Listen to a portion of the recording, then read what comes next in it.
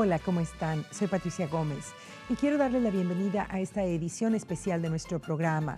Hoy en Adelante nos unimos a la producción nacional Los Graduados, que explora los esfuerzos de los estudiantes latinos por obtener una educación que les permita tener voz en la determinación de su futuro.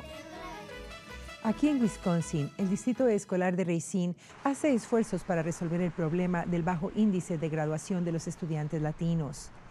En este programa veremos cómo en la escuela elemental S.E. Johnson, la meta de ir a la universidad se fomenta a través de un credo que se recita a lo largo de la jornada escolar.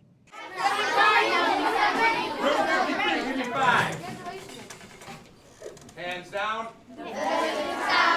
SEJ is college bound. The college program started the 2010 school year, and that started with me taking 2 books of stamps. I said, I can take 2 books of stamps, write colleges, ask them for, I called it Dream Big. I wanted my school to start to dream big. I sent out 80 college letters, and pretty much I received like a 70% response. I received pennants, I received college paraphernalia, and I introduced it to the staff that school year. Each classroom adopted a college, and we started from there. And that we soon incorporated college challenges where the students could do math problems and they would qualify to receive college paraphernalia. We started talking about having a school creed. I developed that, a school creed, a school song, things we just did within the school to say, no, you're college material. Not only can you finish middle school and high school, but you can go to college and finish that as well. The kids really, from the time they start in kindergarten, they have a sense that we believe they will be going to college. They are going to definitely finish high school, and they are going to go on to some other schooling, and we don't even discuss that they don't. And I think when I realized that that really was something that kids were thinking about, I had 2 boys in my room, and they were new to my school. They were both 5th graders. Mm-hmm. And it was the beginning of the year. They had gotten in a fight at recess, so they were in my office, and they were filling out their reflection sheet. Mm-hmm. And the one boy was really angry. You know, oh, I hate this school. I wish I was at my old school. They don't let you fight here. And, you know, he was really grumbling about it. And the other boy looked at him and said, well, yeah, but at least we're at the school where you can go to college. And it just sort of gave me goosebumps, because I thought, you know, you don't really realize how much you're influencing what they think they can do. And this definitely has helped. Every day when we do announcements, at the end of announcements, we say, hands down, the best in town. SCJ is college bound, and the kids all holler it out along with us. So they really are invested in the college idea. An education is the foundation for your future. I remember my counselor in high school saying to me, you're not college material. You know, you should go work in a factory. What that counselor did was try and take away my hope. And I tell the counselors here in Racine and the counselors I work with in other schools, in other districts, don't ever take a child's hope away from them. I arrived in 2003, and I was hired as the Assistant Superintendent for Secondary Education. Mm-hmm. And so I was also responsible for our bilingual programs. Mm-hmm. And at that time, the district was using 3 models of bilingual education. Mm-hmm. We have the dual language program, mm-hmm. and then we also had transitional bilingual education and an English immersion approach at one of the schools. Mm-hmm. Estamos viendo mayor número de niños latinos en todas las escuelas del distrito. Entonces también, pues por eso mismo, el programa bilingüe ha tenido que crecer. Uh-huh. Ahora estamos en 7 escuelas primarias, en 4 escuelas secundarias y en todas las escuelas superiores del distrito. Uh-huh. Tenemos a muchos maestros que están trabajando a diario con los niños en un salón bilingüe, uh-huh. y también ofrecemos servicios de ESL a los niños que están en clases monolingües. Para los estudiantes latinos con necesidades especiales, el panorama educativo se complica mayormente cuando estos no dominan el idioma inglés. Anteriormente, en el distrito de Racine, se les obligaba a elegir entre educación especial o educación bilingüe.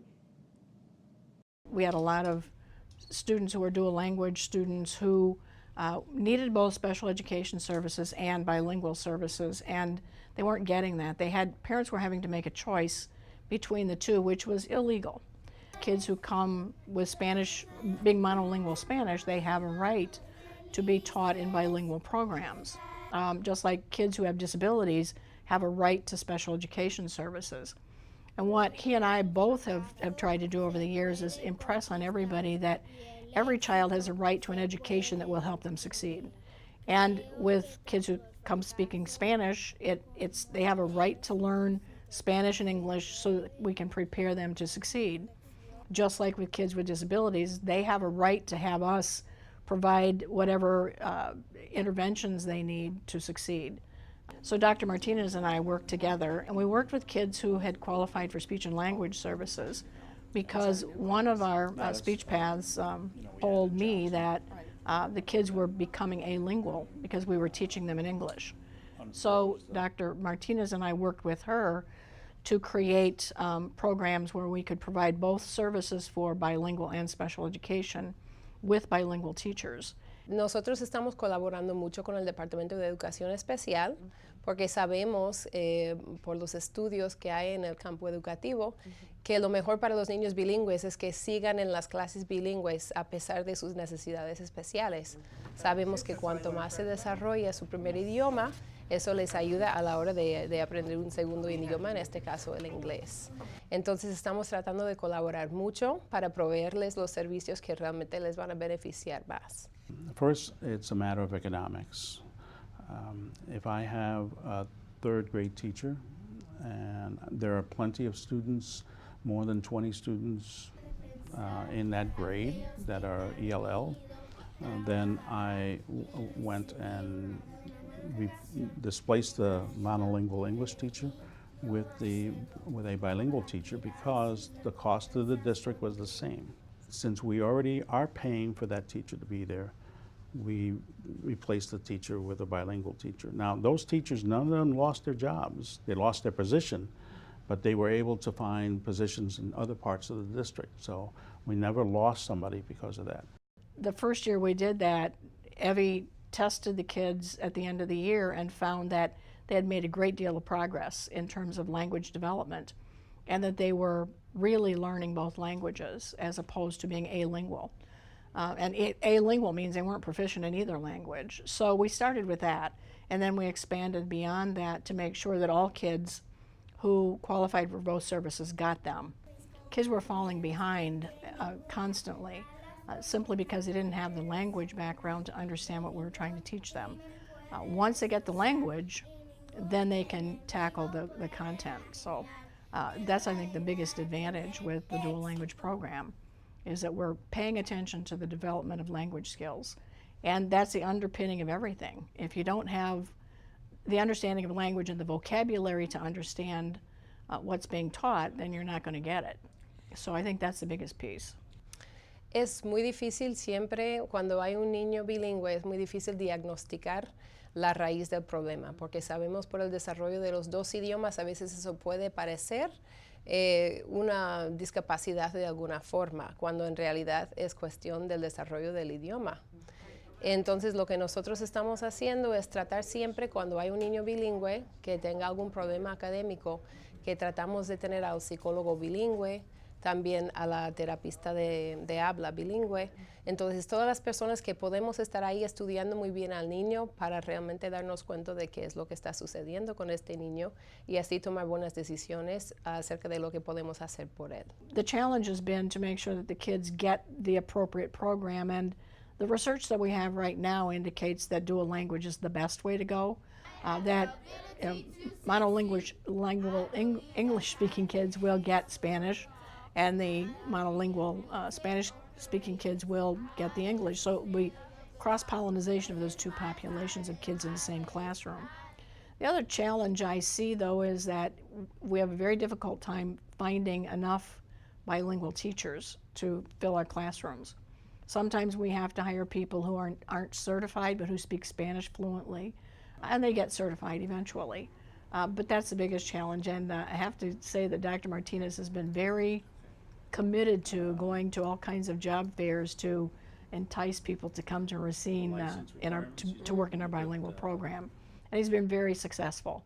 I think we've been possibly more successful in attracting teachers than some other districts because he's been out there saying, we need you, we've got this population, we've got this program, come to Racine. So I think those are the two challenges, funding and expanding programs to more schools, and then the other one is finding enough teachers to work in our classrooms. Estamos muy preocupados en realidad por el nivel de graduación de los niños latinos en Racine. Sabemos que es un punto en que tenemos que enfocarnos mucho para darles apoyo a los estudiantes. Por eso también estamos aumentando más los programas bilingües y tratando de promocionarlos, porque sabemos que es la mejor manera para que los niños tengan éxito a largo plazo. Nos gustaría mucho que todos los niños que entraran a nuestras escuelas se graduaran no solamente preparados para entrar a la universidad o a una buena carrera, sino también bilingües. Eso es algo que realmente podíamos hacer por ellos y estamos trabajando. Pues los principales están reaccionando de manera muy positiva para tomar decisiones y implementar programas en sus escuelas para realmente fomentar el bilingüismo y celebrar el multiculturalismo, que sabemos que es algo muy positivo para la cultura de la escuela. Entonces, por ejemplo, en la escuela S.C. Johnson, yo sé que la directora, ella no es bilingüe, pero realmente apoya mucho a sus maestros bilingües y al programa. Está tratando de organizar diferentes actividades en el recreo para mejorar las relaciones entre los niños. Y así, pues, es una manera positiva que ella está tratando de hacer algo en la escuela. La nueva superintendente del Distrito Escolar de Racine, Dr. Loli Hoss, inició sus funciones en julio pasado. Dr. Hoss nos habla de sus planes para el distrito, incluyendo sus puntos de vista sobre el programa bilingüe.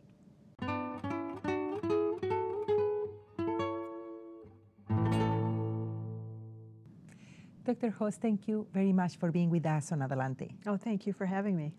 Dr. Hoss, you're coming from D.C.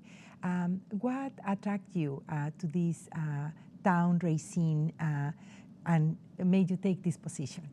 Well, I know that I came here from D.C., but actually I'm from Minnesota. I grew up on a dairy farm in southwestern Minnesota. Spent some time in St. Louis, Missouri as a teacher and principal. My husband transferred his job to the D.C. area, Northern Virginia, and I was in the Arlington, Virginia schools for 6 years and was very attracted to go to D.C. and work with the principals there because it was such an exciting time in D.C. The people there working very, very hard to transform a challenged school system into a first-class school system. And I had an opportunity to go there and work with a group of school leaders and a group of schools. And so off I went over to D.C. and was there for 3 years. And my husband and I both started missing our Midwestern roots. He's from Michigan. Racine attracted me because of its diversity. I was looking for a very diverse school system. And I was looking for a system that was also on the track to really take seriously reforms and really improve education and close achievement gaps for children of color and for diverse cultures and backgrounds. So Racine stood out to me right away when I saw the vacancy and was excited to apply and very thrilled that at the end of it all I was selected to be the superintendent. I'm really glad to be here. Well, congratulations. Oh, thank you. I want to ask you then, what part of your skills made you to be selected for this job? Well, I think, when I was in Arlington, Virginia, I was in a school, a principal of a very large elementary school that was about 40% Hispanic and it was very diverse. It was a school, we had always kids from about 60 countries speaking about 40 different languages. We were right by the Pentagon and Arlington Cemetery and attracted a lot of diplomats and military folks from all over the world to live there. We had a lot of apartments and they were renting. So those skills and working in a school with such diversity and with such needs for English language learners of all kinds of languages, I think was a plus for me in coming here. And then in Washington, D.C., 2 of the schools that I was over were significantly Hispanic in population, and one of them was a dual language school that was 100% Hispanic. So Racine is doing a good job. You know, they have many dual language ESL skillful leaders and teachers, and I see many great things in those classrooms as I've been around the schools in my first 3 months. What is your vision? Where would you like to go with your knowledge? For the English language learners? Yes. I think I want to see how this works. I'm very much a believer in following the data, following the student data about the progress that they're making. So this 80-20 model is relatively new. So we are certainly keeping an eye on those students and their progress when they get to, say, 3rd grade and 4th grade and 5th grade and on into middle and high school. And the research base that has been used to identify this as the approach we want to take is very strong. The people in the program who are leading it are very committed to that approach. And I feel like as a person coming in, I need to let them move forward with that program and allow that to unfold in the way that they've designed, keeping an eye on that student data. And if after a little bit of time we start to see that the students are making equal or less gains than their peers in maybe the English-only program or something, we'll need to evaluate that. But for right now, I think they have a great, well-researched approach. They've thoughtfully put it in place at particular schools. We've made sure that the resources and the teaching materials we have are the right things. We've made sure that the teachers have the right training. So I think we'll stay with what we've got until proven otherwise. Good. There are other aspects that affect Latino students or English language learners, and is when a student needs both services, the special education services and also the bilingual services. In the past, Racine District failed to provide both, but in the last years, students have been supported with both services. What do you think about this? I think, of course, we want to provide all the right services to children. It's very hard, in my experience, to tease out when a child who doesn't speak English fluently, to tease out whether the difficulty they're having is because of their language and frustration with the language or an inability to understand another language, or is it true disability that they have in addition to having, problems with the language that they need to overcome. So I'm not sure about what's happened in the past, but that's really what we have to focus on, is making that decision. It's a very serious thing to identify a child as having a disability. I think we should be very cautious, especially in English language learners, in jumping to a conclusion that because they're not making progress in school for some reason, or because their behavior is challenging, that it's a disability, and that it may in fact be the result of cultural misunderstandings, frustration with language, different norms, and not understanding the expectation. It can be many things that are going on in the school, and so we want to make sure we take time to really look at the child and say, is this a disability? And then, of course, if it is a disability, we do need to provide all the services that requires, and that, ethically we need to provide so the child can be successful in addition to the support that we give for learning English. Very good. Since all these required testing assessments that the students are going through sometimes come in English. And we know that those tests will be measuring the level of knowledge of English in the students instead of the content.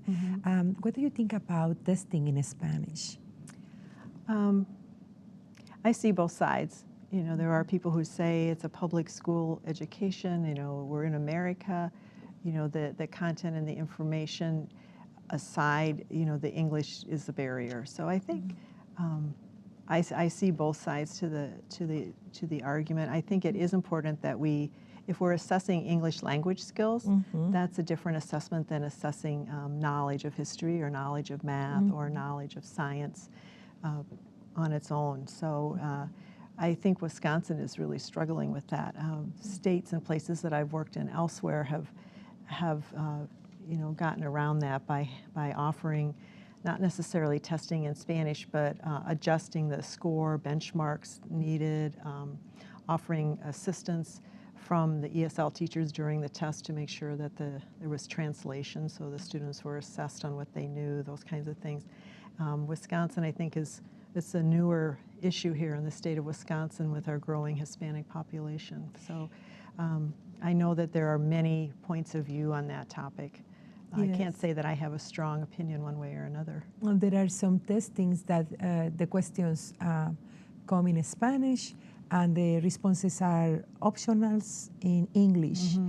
I think there are a variety of different approaches to the problem. I think it's something that we're all in education working to, think through thoughtfully and resolve. I think no one has any ill intent to unfairly assess our non-English speaking students.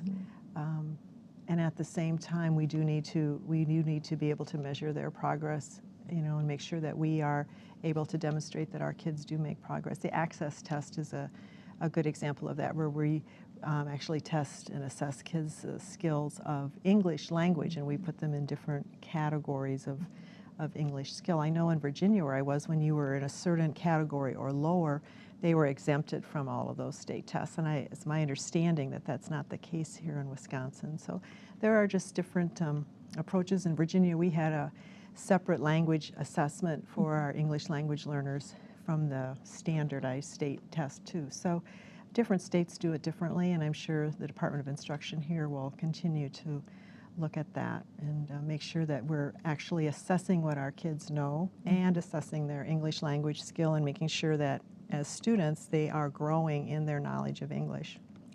Dr. Hoss, the main concern of Latinos is education, and the educational gap between Latinos and other groups is not showing any progress on the side of the student. What is your point on this? I think our schools always can do a better job, and our teachers always need more refined tools to teach with. I know that teachers also need more insight into understanding how, when they're in a classroom with a group of students, some who don't speak English as well as others, how they can, in their teaching, make sure that they're bringing those kids along. I think also, I think you're right, I've always known most Hispanic parents to be deeply committed to their children's education because they see public education as the gateway to the future for their children. But I think it's also been my experience that many times parents don't know how to support the school, don't understand the kinds of things that schools would expect, appreciate, and value from parents. So I think a big piece is also parent engagement in making sure that we have relationships with parents that help them understand and know what they can do at home and how they can help and what things they shouldn't be doing. I know one common thing I used to encounter were parents who wanted so fiercely for their children to do well that they didn't want them to speak in Spanish. They would speak in more broken English with them, trying to help them, when in fact if they would speak in their native language with them and teach them words and concepts as naturally as other families and other cultures do, it would be much more helpful. So some of those things we just need to help parents understand. I know also my experience that many times Hispanic parents are a little more reluctant to come to school and assert with the teacher that they need some assistance, or that they're concerned about their child's progress, or that they want more from the teacher. There tends to be a much more deference to the teacher being the person who knows best for my child, and so I more respect, more of a out of a cultural respect for teachers that's different than many other people here in America for teachers. So it was often difficult to convince parents that it really was okay to come to school and to meet with a teacher and voice your opinion and ask for the help that you need. So we have a lot of parent. I don't want to call it parent education, but parent engagement. We need to develop better relationships and give open opportunities for Hispanic parents to work with the teachers in a way that will help their children. Yeah, Dr. Host, but there is a challenge. Many times these parents don't come to school because they don't speak English. Right. Yeah, and it has been demonstrated in not just in Racine, but in other districts that when you have more bilingual staff, then parents start coming and start engaging and moving forward. Do you have the same experience? Do you? Yes, of course, of course. We have many bilingual staff, and we also have an interpreter on staff that teachers can call, to come to any meeting. It makes it more awkward when there's an interpreter, but it's better than nothing. Yeah, of course. And we do have, especially in our bilingual programs, many bilingual teachers, and even throughout all of our schools, many teachers who are bilingual. So we try to offer that as much as we can. That's a hard position to always find people who have those skills. Of course, but yes. We certainly are committed to making sure that we have as many bilingual speaking people in our staff of employees as possible. Dr. Host, thank you so much for this first part of our interviews. You're welcome.